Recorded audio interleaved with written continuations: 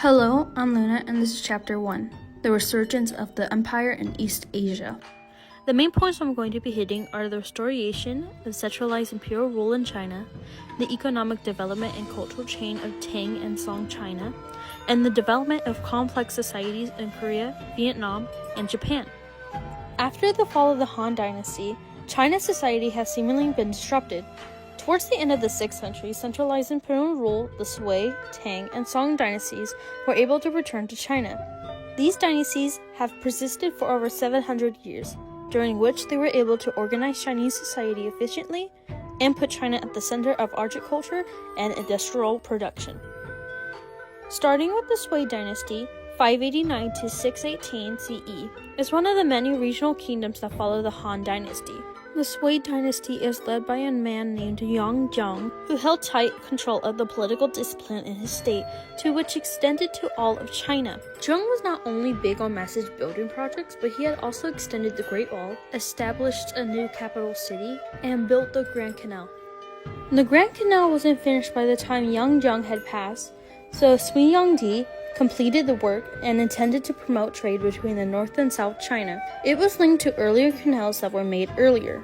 To get the Grand Canal done, Yang Zheng had ordered millions of his people to do labor, using the excuse of him being emperor. Because of that, the people who had not liked the idea of being slaves pushed back. Along with that, Korea had failures in the military, which had prompted rebellions against the Sui rule. And in 618 CE, the emperor was assassinated. The second ruler in the Tang dynasty was Tang Taizong from 627 to 649 CE. For Taizong to receive the throne, he murdered his two brothers and father, so there would be an open spot for him. He was known to be ruthless, but also for being a strong ruler. He was able to build the new capital for Chang'an and brought new law and order, and taxes and prices were lowered during his rule. He also made 3 policies to follow under: transportation and communications, equal field system, and bureaucracy of merit. Though they did originate from the Sui dynasty, the policies became active through the Tang dynasty. The transportation and communications had created an expensive postal and courier service that was able to move through the empire faster and efficiently. And the equal field system had the government in charge of the distribution of land to the people in need. This was able to work well until the 8th century, where there was corruption and a huge loss of land to the Buddhist monasteries. The last of the policies is the bureaucracy of merit, which is the imperial civil service examinations. It's just an education that the government has to provide. If you were a bureaucrat, then you would have to act like one. The system was able to remain strong till the 20th century. During its time, the Tang was also able to have a military expansion and start a new foreign relations. It was the largest expansion of China in its history, as it has grown in Manchuria, Korea, Vietnam, and Tibet. They were also able to set up some tributary relationships. Just as long as taxes were paid and gifts were given anytime you meet, you'll be free to do whatever you want, just as long as you do those 2 things. China was also known as the Middle Kingdom, where it had control over the kingdom surrounding it and the institute. During the Tang decline, there was government neglect, as the emperors started to pay more attention to the music and other things. Because of that, rebellions have started to become more common in the city now. To stop the rebellions, what stopped them was that Tang invited nomadic Uyghurs or Mercenaries to suppress the rebellion. The rebellion slowed down, but it started back up later on. And in the 9th century, the last emperor abdicated his throne, ending the Tang dynasty as it had never recovered. I'm Delana, and I will be talking about the Song dynasty and societies of Korea, Japan, and Vietnam. The Song dynasty, 960 to 1279 CE, had an emphasis on administration, industrialization, education, and the arts. Compared to the other dynasties, the Song dynasty is different from them. The military isn't emphasized here as much. Because of that, there's a need for more governmental bureaucrats, as they're the ones doing most of the work. With less emphasis on the military, the culture seems to be more visible. Our first emperor is Song Taizu, who reigned from 960 to 976 CE. He's a former military leader, and he instituted a policy of imperial favor for the civil servants. There were two strong weaknesses, though. One was the size of the bureaucracy that drained the economy well enough. The population went through its food fast, and the peasants were given more taxes. The taxes didn't make them happy, so they started to rebel. The second weakness was the military. Scholar bureaucrats were the ones who led the military, but they lacked any military training, so they were unable to contain the nomadic attacks. The agricultural development in the Tang and the Song was the best, as they were able to handle the right amount of crops. To grow enough, they developed Vietnam's fast-ripening rice. They were also able to improve with their technology using iron pots, gunpowder, naval technology, printing, etc. The result of the food also increased the population. With the cause of these two, Chang'an becomes the world's most popular city, as it is occupied by over 1 million people. Then, the Tang and the Song dynasties experienced the patriarchal social structure, which means it had an increase in ancestor worship. Foot binding also gained popularity. Foot binding is when young girls, when they are born, wrap their feet with silk. This was used a lot by the male family members to stop women from running off or not having the ability to move on their own. As time moved on, women started to lose control of their own lives. But from 626 to 706 CE, there was a female emperor who did not have the support of a male emperor. She was also the first ever woman in Chinese history. She was also the first ever woman emperor in Chinese history. Her name is Wu Zhao. She wasn't a fan of the Confucian scholars as they wrote badly about women.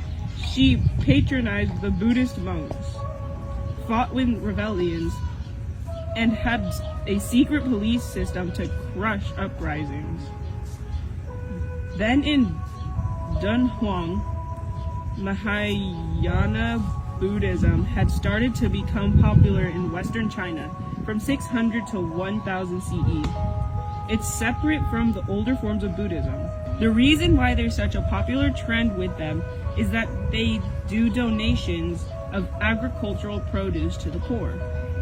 With the Buddhists having such high standards of morality, it started to attract Chinese people to join in. Because of this, there was a challenge between the Buddhism to Chinese culture due to the amount of people joining the said religion. China and Korea. Korea entered its Xia dynasty, and the Tang armies start to withdraw, and Korea starts to recognize the Tang as emperor. The Tang and Song dynasty wasn't a big fan of starting up fights. A fact with the Chinese is that their armies had never actually invaded Japan. Just Chinese culture were able to transfer to Japan. The Japanese had made an imitation of the Tang administration, which then established a new capital at Nara, hence the name Nara, Japan, which lasted from 710 to 794 CE. The Nara, Japan didn't end in any dramatic way, more like a political and cultural shift into the Heian, Japan. By then, the emperor was recognized as Japan's supreme political authority. The Protestant Reformation was one of the most significant turning points in European history, sparking not only deep religious transformation, but also laying the groundwork for the rise of modern political systems. Emerging in the early 16th century, the Reformation was rooted in a wide range of social, intellectual, political, and economic tensions that had been brewing for centuries.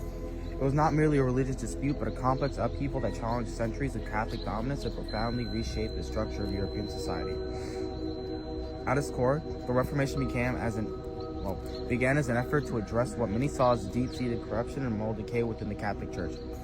The Church had been long criticized for its vast political entanglements and questionable practices such as the sale of indulgences. payments that were claimed to reduce the punishment for sin. Many ordinary believers, clergy, and intellectuals alike saw these practices as evidence of the church's departure from genuine Christian teachings. The growing influence of Renaissance humanism, with its emphasis on returning to original texts and critical inquiry, encouraged scholars to study the Bible and early Christian writings independently, revealing discrepancies between scriptural teachings and church doctrine. Martin Luther, a German monk and theology professor, ignited the Reformation in 1517 when he posted his 95 Theses on the church door in Wittenberg. While initially aimed at reforming specific abuses, Luther's theological position soon challenged the very foundation of the Catholic Church's authority. He rejected the idea that salvation could be achieved through good works or the mediation from the clergy, arguing instead for the justification by faith alone and the primacy of Scripture over church tradition. Luther also translated the Bible into German, making the scriptures more accessible to ordinary people and weakening the church's control over religious knowledge. The printing press played a revolutionary role in spreading Reformation ideas. For the first time in history, theological debates and religious texts could circulate rapidly and widely. Pamphlets, sermons, and translations of the Bible were disseminated across Europe, allowing reformers to reach audiences far beyond the university or the pulpit. The mass communication not only accelerated the growth of Protestant movements, but also fostered an unprecedented level of public engagement with theological and political issues. As the Reformation expanded, it fractured into various movements, each with its own theological emphasis and regional strongholds. In Switzerland, Paul Zwingli led a more radical reform movement in Zurich. John Calvin in Geneva developed a comprehensive system of Reformed theology that emphasized predestination, moral discipline, and the absolute sovereignty of God. Calvinism spread rapidly through parts of France, the Low Countries, Scotland, and parts of the Holy Roman Empire, forming the backbone of what became known as the Reformed tradition. The Reformation's theological disputes were inseparable from the political realities of the time. Many rulers, especially the Holy Roman Empire, saw the Reformation as an opportunity to assert greater autonomy from the papacy and the emperor. By adopting Protestantism, they could confiscate church lands, collect tithes, control ecclesiastical appointments, enhancing their power and consolidating their rule. This growing religious fragmentation contributed to significant political instability. The Holy Roman Empire, a loose confederation of hundreds of states, became the central area for these tensions. Elsewhere in Europe, religious tensions escalated into open warfare. France, Protestant, in the Netherlands, Protestant provinces revolted against Catholic Spanish rule, leading to a protracted war of independence and the eventual formation of the Dutch Republic, a nation rooted in Protestant identity and Republican government. In England, the Reformation took a unique path, driven more by political concerns. King Henry VIII break from the Roman Catholic Church in the 1530s was prompted by his desire to end his marriage and secure a male heir. But it quickly evolved into a broader assertion of royal supremacy over the church. The English Reformation resulted in the establishment of the Church of England, with the monarch as its supreme head. Under later rulers, the religious identity of England fluctuated, shifting between Catholicism and Protestantism until it stabilized under Elizabeth I, with a distinctly Anglican settlement that blended Protestant theology with elements of Catholic tradition. Culmination of Restoration-era religious conflict was the 30 Years' War that went from 1618 to 1648. It was a devastating conflict that started with, within the Holy Roman Empire, but then it drew in a lot of the European powers. And it started as like a struggle between Protestant and Catholic, but then it transformed into a broader power struggle involving rivalries and territorial ambitions and alliances. France, even though they're Catholic, supported the Protestant states against the Catholic Habsburgs to weaken their influence. War wreaked havoc on Central Europe, especially the German territories, where entire regions were depopulated and economies ruined. The Peace of Westphalia, which concluded the war in 1648, marked a turning point in both religious and political history. It expanded the Peace of Augsburg to include Calvinists, institutionalized the principle of religious self-determination, and affirmed the sovereignty of individual states over internal affairs, effectively ending the dream of a unified Christendom under papal or imperial authority. This settlement not only brought an end to large-scale religious warfare in Europe, but also laid the groundwork for the modern system of nation-states and internal diplomacy. In the end, the Protestant Reformation's legacy was immense and far-reaching. It shattered the religious unity of medieval Europe, encouraged the rise of vernacular literacy, promoted individual conscience, and contributed to the decline of feudal and ecclesiastical power. It helped usher in the early modern period, where the authority of tradition and the church gave way to new forms of governments, science, and culture. The modern concept of religious freedom, state sovereignty, and the separation of church and state all trace some of their roots to the upheavals of this era. The Reformation was not just a theological revolt, it was a cultural and political revolution that forever changed the landscape of the Western world. During the 16th to 18th centuries, Europe went through major changes in society, economy, and science. The Reformation and the rise of strong governments helped reshape Europe, but the biggest driver of change was capitalism. As trade expanded and populations grew, capitalism became the main economic system. It created new wealth, but also caused social disruption and inequality. Europe's population began to grow rapidly after 1500 due to better nutrition and lower death rates. The Columbian Exchange, trade between Europe and the Americas, introduced new crops like potatoes, corn, tomatoes, and peppers. These foods improved diets, and especially for peasants. Potatoes provided an affordable source of energy, and corn was used for both animal feed and peasant meals. As diets improved, people became healthier and more resistant to disease. Deadly outbreaks like the bubonic plague became less common after the mid-1600s. Europe's population grew from about 81 million in 1500 to 180 million by 1800. Cities grew quickly. Places like Madrid, Paris, and London expanded due to population growth and economic activity. Madrid grew from a small town to a major city after becoming Spain's capital. By 1600, Paris and London were among the largest cities in Europe. Capitalism was taking hold based on private ownership and trade for profit. Instead of governments or guilds controlling the economy, private individuals made decisions.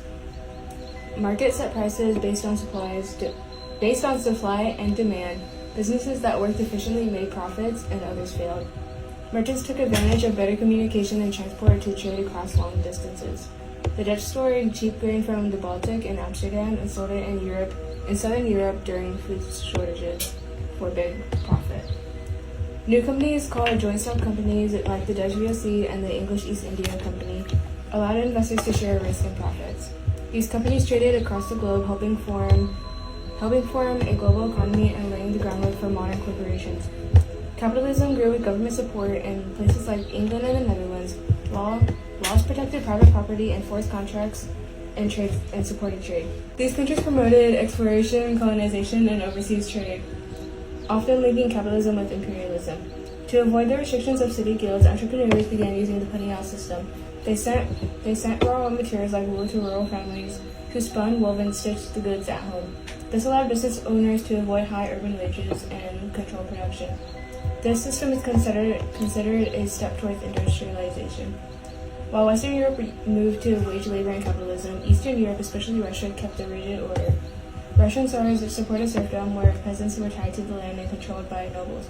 In 1649, Russian law locked peasants into the system, limiting their freedom and mobility.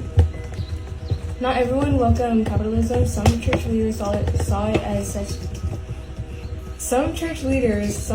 selfish and immoral, especially the charging of interest on loans. But others, like Adam Smith, argued that when individuals pursued their own interests, it helped society as a whole. Capitalism also influenced family life.